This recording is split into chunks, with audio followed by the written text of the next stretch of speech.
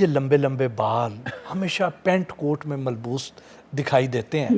آپ کا حلیہ کہیں سے بھی مذہبی مبلغوں جیسا نہیں ہے، جبکہ ہمارے ہاں تو جیسا عقیدہ ہوتا ہے، جیسا اس کا فرقہ ہوتا ہے، ویسا گیٹ اپ بھی لوگ کرتے ہیں. جی ہاں، اصل میں نا میں چاہ رہا ہوں کہ پاکستان کا ہر لڑکا اور ہر لڑکی مذہبی مبلغ ہو.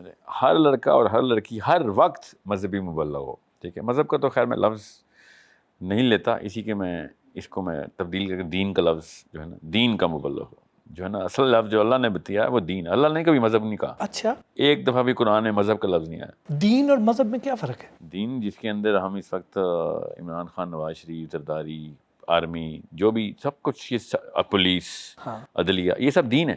ہاں، قرآن میں انہی الفاظ میں یہ دین ہے. عدلیہ دین ہے، پولیس دین ہے، آرمی دین ہے، پولیٹیکل جو نظام ہے ہمارا سب سے پہلے یہ دین ہے. یہ ہیں اصل میں جو ہمارے بچے پال رہے ہیں. انہی کے بولے ہوئے الفاظ، لکھے ہوئے الفاظ جو ہے نا، وہ ہمارے بچوں پہ ڈائریکٹ اثر کرتے ہیں. یہ ایجوکیشن پالیسی ہو، یا ایگریکلچر پالیسی، اکنامک پالیسی ہو، foreign policy, everything coming from the sectors ہی ہیں نا یہ سارے کے سارے. تو سپریم کورٹ اصل میں دین کا ادارہ ہے. قرآن میں جو کہا ہوا ہے، جو میرے نبی کی سیرہ میں ہے صلی اللہ علیہ وسلم کی، سپریم کورٹ دین کا ادارہ. علی بن ابی طالب قاضی القدہ تھے. ٹھیک ہے، نبی صلی اللہ علیہ وسلم خود بھی قاضی تھے، فیصلے وہ کرتے تھے. تو جب حضرت علی بھی قاضی ہیں، میرا نبی قاضی سب سے بڑا، تو اس کا مطلب ہے مسلمان کا سب سے پہلا کام تو منصف اور انصاف ہے. اب آپ کہیں سے بھی قرآن پاک اٹھائیں گے، اردو میں جتنے بھی ترجمے ہوں گے نا، جہاں پہ اللہ تعالیٰ نے لکھا ہوا ہے نا دین، نیچے لکھ دیا انہوں نے مذہب. اچھا، یہ ایک ایسا مسئلہ ہے جس کو چینج کرنا ہے ہم نے. یہ اس لیے میں کہہ رہا ہوں ہر لڑکا ہر لڑکی، چاہے وہ سوٹ پہنتا ہو، شلوار قمیض پہنتا ہو، کیونکہ اسلام میں ڈریس تو ہے نہیں، ڈریس کوڈ ہے. تو وہ مردوں کا جو ڈریس کوڈ ہے وہ یہ ہے کہ میرا ناف سے لے کے گھٹنے تک کور ہو بس. اس کے علاوہ جس طرح کی مرضی، جس کلر کی مرضی، جس طریقے سے بھی آپ نے جو بھی کام کرنا ہے اس میں آسانی ہے وہ کریں آپ.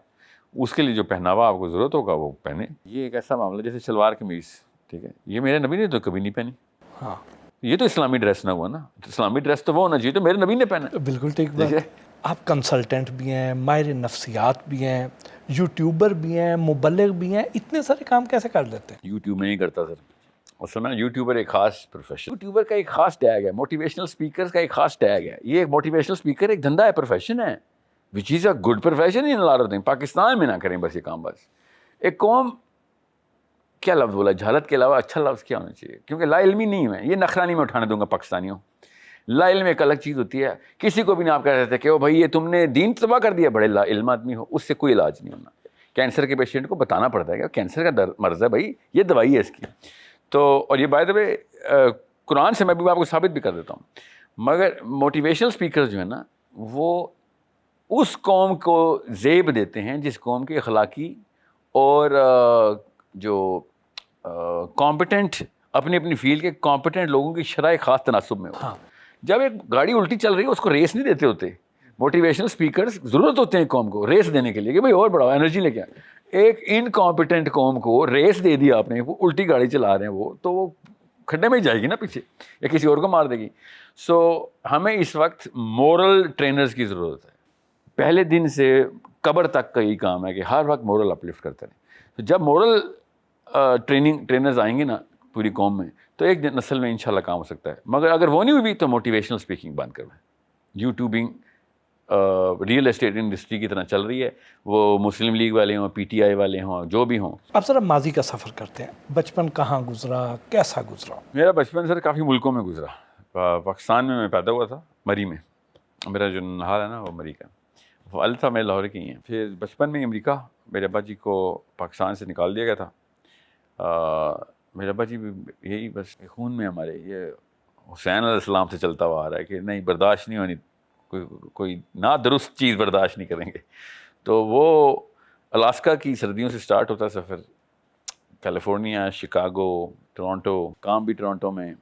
پھر جب ٹیلی کام لانچ ہوئی تو میں ٹیلی کام میں تھا ٹورانٹو میں. یہ میں چھوٹا کر کے سارا کا سارا بتا رہا ہوں. ہم 4 بہن بھائی ہیں. تو میری بہن سب سے چھوٹی ہے، 3 بھائی ہیں ہم. تو ابھی بھی وہ امریکہ میں ہی ہیں سارے. میرا ایک بھائی پاکستان میں ہوتا ہے، باقی ساری میری فیملی امریکہ میں ہی رہتی ہے. وہ کبھی آئی نہیں واپس. میں آ گیا تھا، ٹیلی کام لانچ تھی نا یہ ٹیلی نور، تو انہوں نے نا انٹرنیشنل جتنے بھی ٹیلی کامرس تھے نا ان کے ساتھ رابطے کیے تھے کہ یہ کمپنی لانچ ہو رہی ہے. تو 2-1 سال میں ٹیلی نار میں جب وہ زونگ لانچ ہوئی تو زونگ نے پھر لوکل ٹیلی کام سے سارے کے سارے ایکسپرٹس اٹھائے, تو میں پھر زونگ میں چلا گیا. زونگ میں 10 سال رہا ہوں, لیکن 9 سال کچھ مہینے.